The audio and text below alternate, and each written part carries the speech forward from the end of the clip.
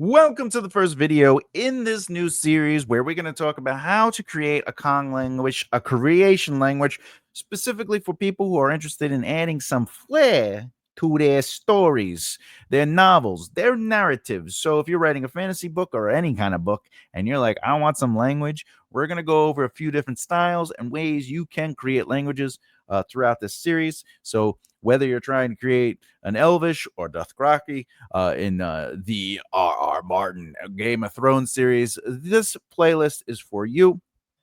I will say this much. We will go into real-time examples the further we get into the playlist, but the first couple of videos will be mostly about explaining the foundation of how to approach it. And also, there are two very specific ways that you can create a language. I will go over both of them in this video and then tell you how we are going to move forward with which specific one. Because, it's about having fun. So, today we are going to talk about the big question: why even create one? And we're going to go over a small guide in creating conlangs as it is. All right. But Thomas, what is a con language? A construction language, or con language, is an intentionally created language as opposed to natural languages which develop organically over time. Like Italiano, parli Italiano, right? Hablo español, merci, parli francais, right? It's, do you speak English? Do you sign? Yes, no, I don't know. All right. So, I don't know. However, I will say this much. Con languages are crafted by the author and linguists to serve specific purposes, whether for art, storytelling, philosophical exploration, or just practical needs for fun. Now, there are types of con languages. There are different kinds that serve different needs. And depending on which one you choose, it will instruct you on how to approach it. Most importantly, there is artistic cons, and then there are engineered con languages. Artistic conlangs, okay? All right, these are literally the most common type used in literature. They are crafted to add depth and realism to a fictional world, and they offer, they are often inspired by natural languages. However, they are manipulated more than they are constructed from the core. For example, Tolkien's Elvish language in Lord of the Rings is considered an artistic con language because its design reflects, the elven culture, but it is played off of existing languages. Similarly, with the Dothraki in Game of Thrones, where he constructed this language, he didn't really jump into it until the show came on and they had an author come in. Do I have his book over here? I don't have his book over here, but it's a really great book. I recommend it. I'll put it in the description below so you could just see the book itself. It's a book that actually breaks down the language and how he came up with these languages and stuff like that. But that is more of an engineering language. So that's a nice little twist. So George started with the artistic, where it was just a few words here and there. And then somebody for the television show created an engineered con language, which brings us to engineered con languages. So the two are artistic con languages and engineered con languages. Engineered is exactly what it means. These languages are created from the bottom up, created with a particular purpose beyond aesthetics. They might focus on specific grammatical rules or philosophical concepts. An example of this is Esperanto, which is a language developed to foster international communications. Esperanto. Okay, just to make sure I'm saying that correctly, let's put it into the thing. Boop, boop, boop. Esperanto, all right, and this is a really great language that was created to sort of it's the world's most widely spoken constructed international auxiliary language, created by L.L. Zamenhof in 1887. It is intended to be a universal second language for international communication. So there you go, a little history. However, we are going to focus on artistic con languages. We're going to focus on allowing your languages to be created with a lot more fluidity than sitting there with the engineering element. But we are still going to go over some of the aspects of engineering to allow you a little bit of freedom to say, well, what are the rules and how do I create a consistency to the language? However, today we're going to focus mainly on what is and how to, okay, and why, which is what brings us to why create a con language. All right. Con languages at its core adds a bit of truth to your world. It creates lived in reality because based on where your world is, there is a language because all languages come from something. And if it's a fantasy world, it's fictional, it's sci fi, whatever the case may be, languages are born from necessity. So it adds authenticity and it will help immerse your readers into the fictional world itself because language in its essence is a reflection of the culture, the history, and the values. By creating even just a few words or phrases for your characters, you are helping to flesh out their identity and enrich their environment when it comes to your characters and the worlds they inhabit. So consider how the language itself could shape the culture. Words reflect how people perceive the world around them, what they value, what they fear, what they believe in, right? Tolkien once said that his stories existed to give his language a home. By creating a language, because he was a linguist and an English professor and all these other things, he said, by creating a language, you give depth to your world in a way that suggests a deeper history beyond what's on the page. Okay. Now, that isn't verbatim, but that's the essence of what language can do. For example, if a fictional culture highly values honor, their language might have many nuanced words for honor, for pride, or social standing. Similarly, similarly, similarly,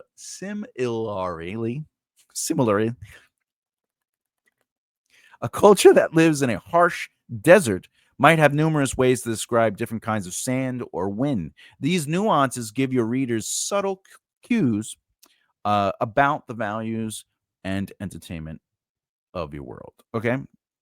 I should say, I'm going to reread that. My eye is going blurry. These nuances give your readers subtle cues about the values and environment of your world. I'm good. Carrying on. All right. Now, this is the big question. How many languages do you need? Now, before I read this little section, in my epic fantasy world, when it comes to the Maven Saga and the first book, Death of the King, I created languages that were needed for the narrative and not necessarily the world. Because if you remember, I like to write in broad general examples and then allow the narrative and the story of that narrative to build on my culture, on my world building, etc. With that said, uh, the main language is Adorum, which is basically Common Valus, and it is the language that everybody speaks or communicates. It's the most common. However, there are other languages like Tuani. There's the Hamaran language. There's the High Valus. There's all these different variations, but I don't go super deep into that. There is a troll language that I use, though. The Fodder Strolls, right? The Oldevna. But when you're coming up to your, like, how many do you create? It's not necessarily about creating a full spectrum of a language, but saying to yourself, what would be interesting here when it comes to greetings, goodbyes, titles, thank yous, right? Because it in Latin is yes, right? See, yes, right? Right. So we, okay. Having those common things, or even like just thank yous, gracias, gracie, grazie, merci beaucoup, danke, right? That's what's important because, like, how do I show appreciation to other people? Well, if you can say thank you in their language, it is sort of like a little nudge of hey in that culture, right? And it's whatever you want it to be because it's your world. So think of language not so much in how many languages do I have to create in totality, but what would people say and do, and how many different languages could I have in those small little bursts? So As I said, you don't have to create the full language, but constructing a whole language complete with grammar, vocabulary, and idioms is going to be an enormous task. That's why many writers choose to focus on just a few essential phrases, greetings, or cultural terms. These small touches can still go a long way in adding richness to your narrative without overwhelming you or the readers, because it's those little things that become the flavor, the spice. For example, you might write, "And here we are, years in our faces, and still I see you as the young man I grew up with," he said in Elven with a smile in his voice. Basically, what's happening here is it's written in English, you're reading it in English, and the line tells the reader that a different language is being spoken, adding cultural context without needing to fully understand the structure of language. We know now that, "And here we are, years in our faces, and still I see you as the young man I grew up with." We know that that was actually said in Elven. It's just, it's translated in English for you, the reader. But story wise, it is through the experience of the moment. So think about the purpose behind your languages. Is it primarily ceremonial, used in rituals, prayers, magic? Is it the dominant language of a particular region or species? For example, Adorum is the main language in my world. So, or is it something that appears only briefly and small? Now, this is the other thing. Adorum does have a written language. I have created Common Valus as much as I started with High Valus, and then I have like deconstructions into Common, right? Um, but I don't ever write in that language. It's all written in English. So when you're reading it, it's written in English, but it's inferred through the way it's written out and the conversations that everyone's speaking Adorum, and that's just how it is, right? So I don't have to write those words. But when someone speaks in High Valus, then I would write it in High Valus, or I would say that they said it in High Valus. But not many people know High Valus. It's a hard language. It's ancient. It's one of the first true languages. So when people do speak it, I write it that way because people wouldn't know what it means except for the person who said it. And unless the POV is in that person's attention, then we don't know what they're actually saying. So that's also another part of storytelling, is who understands it. And if they don't, that's good, because if the POV is someone that doesn't understand the language, maybe that's why that other person was speaking in the language, so they don't know it. So that's a part of storytelling, okay?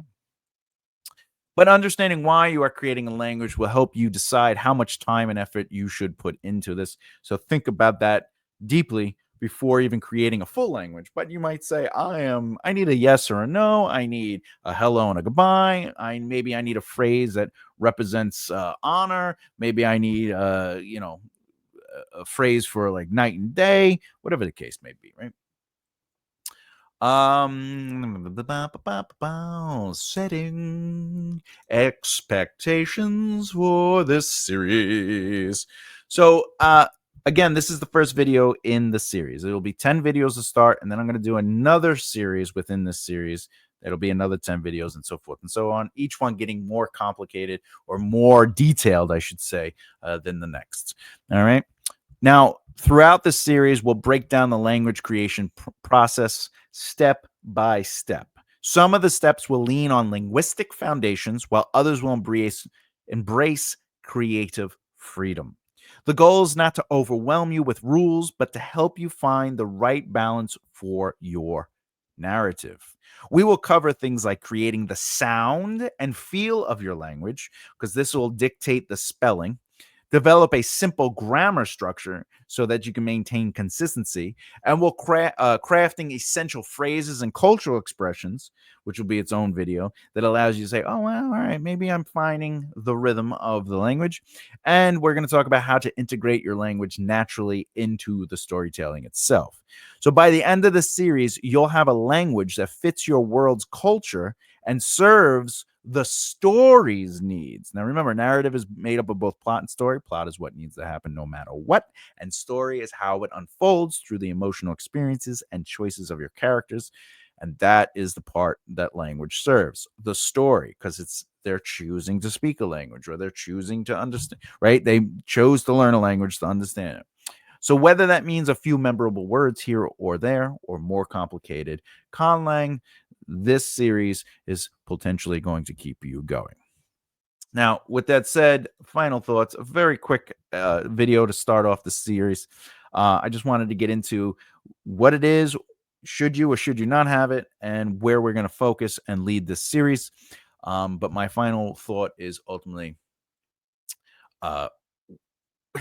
remember, the point of creating a con language isn't to become a linguistic expert.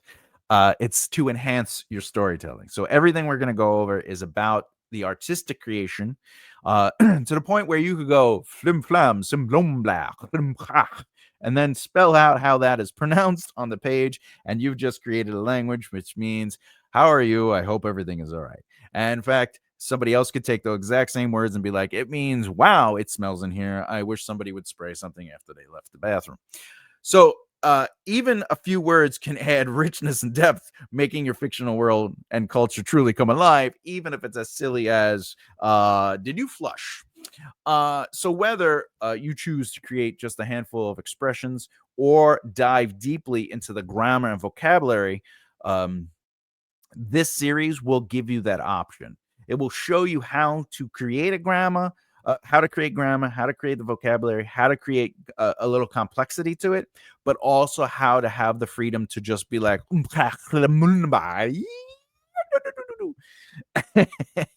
if you could write that out phonetically or whatever, or in words, you will see it.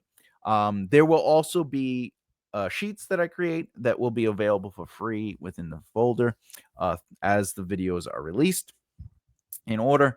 And this video series will be every other week from this point on. So every other Friday. So if today is the 28th of March, the next time it's going to be on is the 11th of April, and then the 25th of April, and so forth and so forth. So there it is. And in the next video of this series, we'll explore sound foundations, creating your language's voice. We'll dive into the sounds of your language and how they can evoke the true structure of those words. The huntras or undendraspi, right? What does that mean? Well, it doesn't matter because we don't know yet, but we start learning the sounds and how to create those sounds, and then how to create a consistency and rules for those sounds. And the first file will be available for that in the folder. Question: have you already created a con language, started working on one, or are you thinking about starting, but you just haven't made the move? Let me know in the comments below. I'd love to hear what your process is if you have created one, and or where you're at. Just let us in. Let's start a dialogue. With that said, if you haven't done so already and you really love what you've been watching on this channel, please subscribe and hit the bell icon so you don't miss out. Remember, a quick thumbs up is always going to help in any way possible. But with that, as always, truth in action, peace in harmony, and keep developing the right mindset. I'll see you next time. Bye.